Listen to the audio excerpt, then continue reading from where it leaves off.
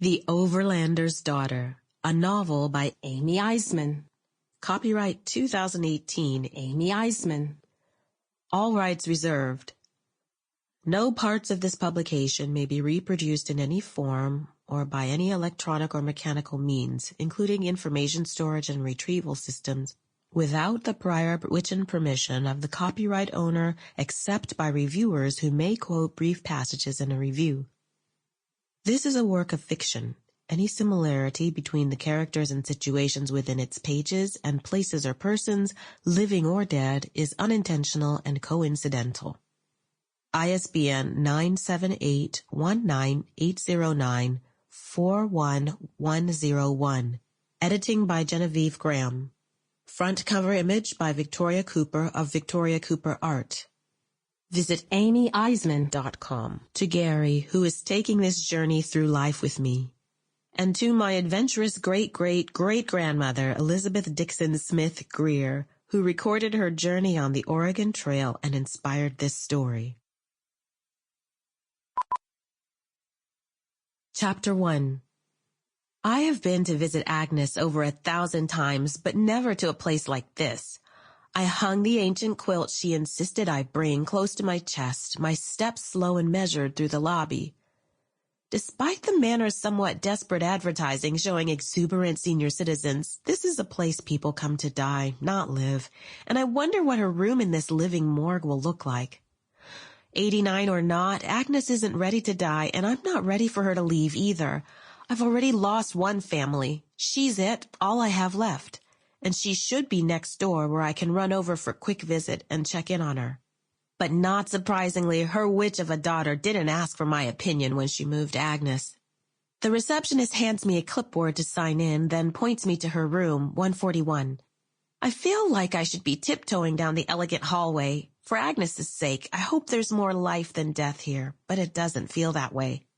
Golden gilt-frame pictures hang above tables claimed by giant sprays of silk flowers like some sort of morbid funeral display. The color palette is soft, lavender, pale green, light blue, nothing harsh or ugly that might in some way offend the senses, but also nothing to make it feel homey. Agnes's house is filled to the brim with knickknacks displayed on crocheted doilies, not huge fake bouquets. I knock on her door.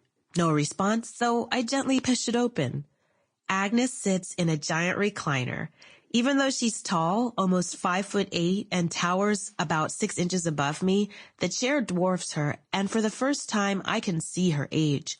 She looks frail, but I've never thought of her as old until right now.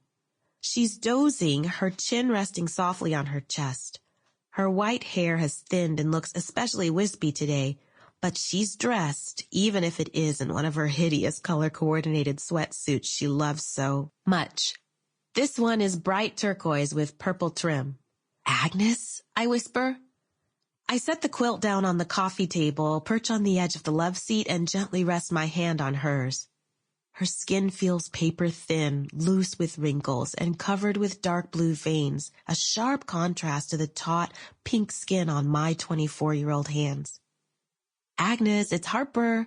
I brought your quilt, the old one from your cedar chest." She sighs softly and opens her eyes, tensing as she tries to orient herself. Confusion clouds her eyes, and I wonder if they would notice if I kidnapped her and took her home, where at least she knows where she is when she wakes. I squeeze her hand softly. Without speaking, she surveys her room, a small studio with a twin bed up against the wall, her chair and love seat in the middle, a TV, and a few shelves with some of her favorite mementos and photos. I wonder when she last slept in a twin bed and shake my head. Couldn't her daughter even get her a real apartment with a kitchen, a bedroom, a normal-sized bed? My heart breaks a little more with each passing second. She seems so small, so lost, trying to get her bearings. She lived in her old house for 60 years, and now this.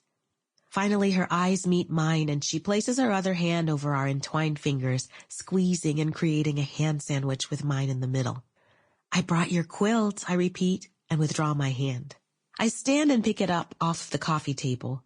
The worn fibers are rough yet yielding against my fingertips as I unfold the material and prepare to shake it out. She sits up straighter and Sample complete. Ready to continue?